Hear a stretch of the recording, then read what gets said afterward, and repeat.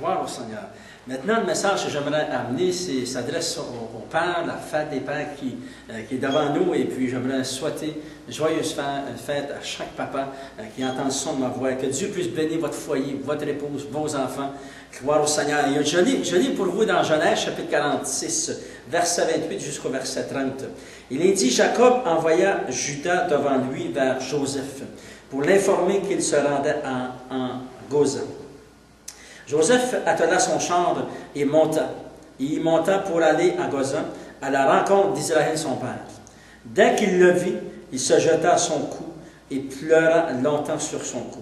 Israël dit à Joseph, que je meurs maintenant, puisque j'ai vu ton visage et que tu vis encore. Gloire au Seigneur. J'aimerais qu'on puisse juste se placer dans le texte. Nous savons ici, dans Genèse chapitre 46, que c'est l'histoire de Joseph, ce jeune homme qui avait été livré par ses frères, parce qu'ils sont à genoux. Ils l'avaient vendu comme esclave dans un autre pays, l'Égypte. Et puis, son père, qui s'appelait Israël, pensait que les garçons, ses fils, ils avaient dit que Joseph était mort. Fait qu'il pensait que Joseph était mort. Et puis plusieurs années se sont écoulées. Finalement, Joseph en Égypte a grandi et puis devenu le gouverneur du pays d'Égypte à son époque. Et puis nous savons que Dieu a envoyé une grande famine où était Israël et puis toute sa famille. Fait qu'ils sont obligés de monter en Égypte. Et c'est là, en Égypte, que Jacob, Israël, cet homme a rencontré après plusieurs années, pensant que son fils était décédé, a rencontré son fils Joseph. Et ici, nous voyons deux pères de famille. Nous voyons Jacob, qui était père de Joseph. Nous voyons aussi Joseph, qui était un père, lui aussi, il avait des enfants. Lorsque vous allez lire dans Genèse chapitre 46, vous allez découvrir qu'il avait des enfants. Et ça dit que lorsque Joseph a su que son père arrivait en Égypte, il a monté sur son cheval, il a attelé son cheval, monté sur son char, ça dit qu'il est allé dans l'endroit où son père était. Et ça dit, dès qu'il le vit, il se jeta à son cou et il pleura longtemps sur son cou. À cause de la joie qu'ils avaient de s'être rencontrés à nouveau. Et nous voyons dans le cœur de ses pères, on voit quelque chose de très spécial dans leur cœur. C'était des personnes qui s'aimaient. Jacob aimait Joseph. Il l'aimait tellement ça dit qu'il l'a serré dans ses bras. Et combien de fois avons-nous serré dans nos bras nos enfants? C'est très important de dire à nos enfants, nous t'aimons, je t'aime, de dire à notre épouse, je t'aime, de dire à notre fils, de dire à notre fille, je t'aime. Et puis, ce spécial de la fête des pères, c'est un beau cadeau à donner à nos enfants, notre épouse, notre famille, nos bien-aimés. Leur dire que nous les aimons. C'est tellement important, un père de famille.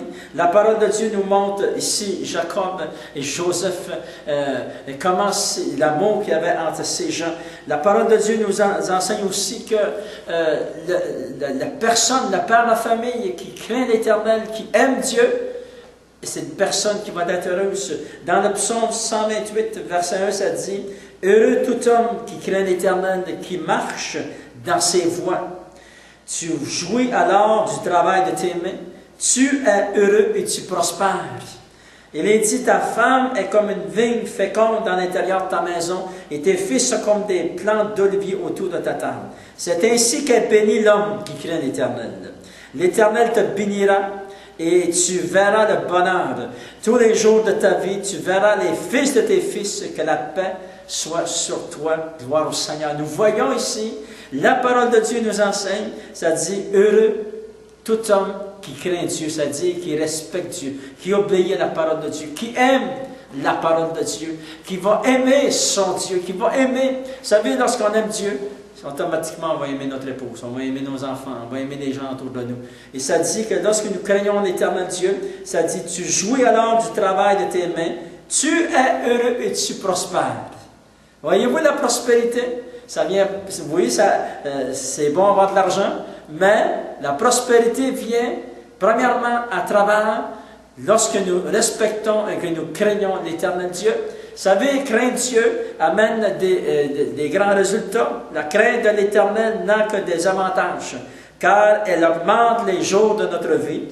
Elle donne la santé à nos muscles, il est dit dans les proverbes, rafraîchissement à nos os, toujours selon ce que les proverbes disent. La crainte de l'Éternel, c'est le commencement de la sagesse.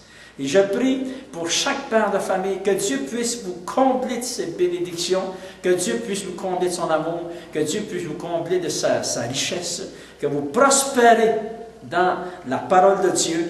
Enracinez-vous dans la parole de Dieu et dans l'amour que vous avez pour votre Dieu. Et Dieu va vous bénir. Je prie maintenant au nom de Jésus. Seigneur, je prie pour ce père de famille qui écoute le son de ma voix. Je prie, Seigneur, que tu puisses le bénir. S'il est malade, amène la guérison, Seigneur. Je prie, Seigneur, que tu puisses amener la prospérité. Oui, Seigneur, amener les finances. Donne-lui la santé pour le travail, Seigneur, au nom de Jésus. Donne-lui, Seigneur, la force aussi de pardonner, de réconcilier, de toujours garder ensemble la famille, son épouse. Je prie, Seigneur, pour ses enfants, maintenant, au nom de Jésus. Et la bénédiction de Dieu repose sur ce foyer, tous les foyers qui entendent. Maintenant, au nom de Jésus, je t'ai prié. Amen. À toi la gloire, Seigneur.